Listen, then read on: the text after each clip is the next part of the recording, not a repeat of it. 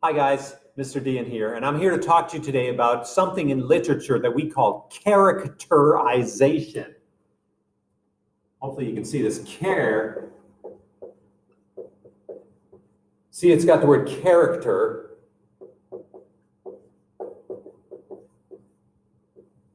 So it deals with the characters in a story, okay? And this can be true for a book, a movie, a story of some kind, but it's dealing with the character, okay? And it's the way that the artist gives you information about the character. And there's many different ways an artist can do that, okay? One of them is called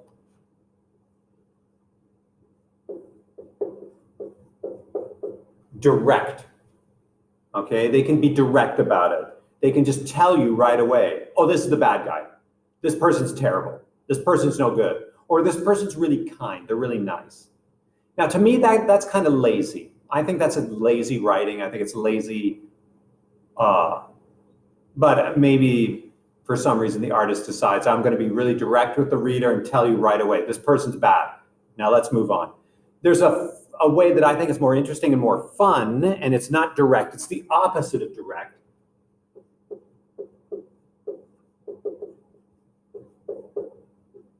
And it's indirect, okay? And this is where the author is going to give you, they're going to give you the same information as here, the direct way, but they're going to give it to you in a way that's a little bit more subtle or more artistic and more, I don't know, well, to me it's a little more interesting, okay? And there's an acronym or a way to remember how indirect works, okay? And it's the acronym of, I'll use red because that'll make it jump right out.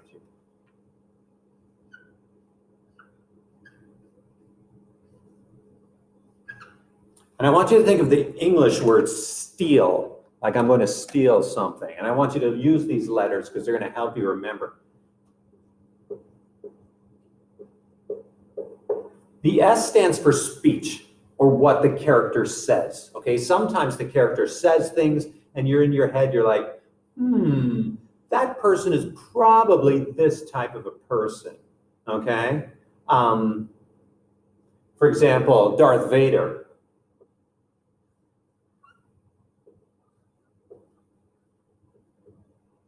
Darth Vader, for example, might say something like, hey, I'm going to destroy your planet and destroy everything in the galaxy. And you're like, wow, those words seem to be bad. That guy's probably a bad guy. The next one are thoughts.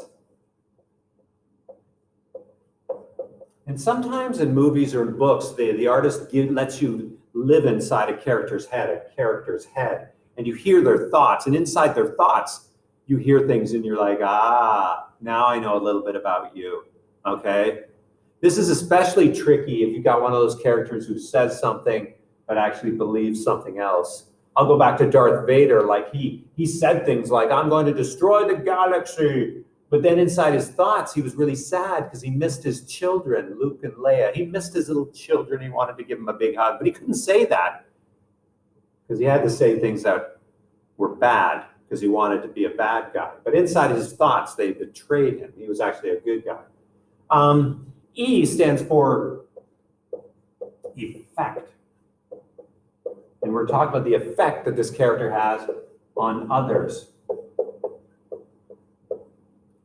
How do others react when this character shows up? So, for example, Darth Vader, when he shows up, people are like, yeah, because he's super tall, he's dressed in black, he has this giant lightsaber.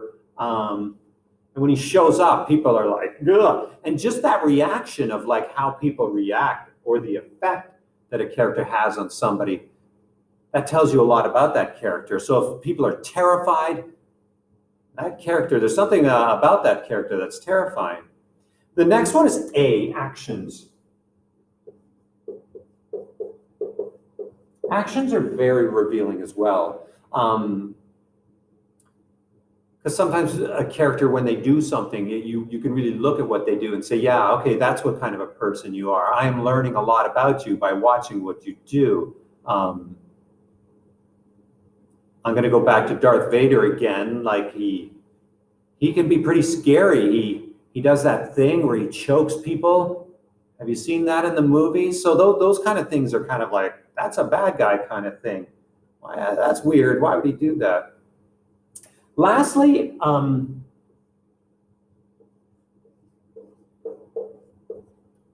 this is looks or appearance.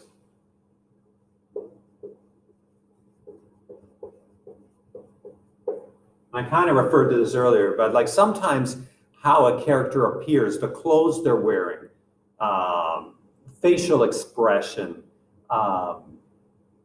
those kind of things can signal to you what a character is all about, okay? So I wanted to show this to you because it's about characterization, a concept we're going to be studying. There's two different ways an artist can show characterization. One is pretty much just come right out and tell you, which is kind of a lazy thing to do. Or this one's a little more subtle, and it's got a lot of different parts to it to keep you guessing and keep you interested in a story. Okay, I hope that helps you today, and we'll talk to you later. Take care.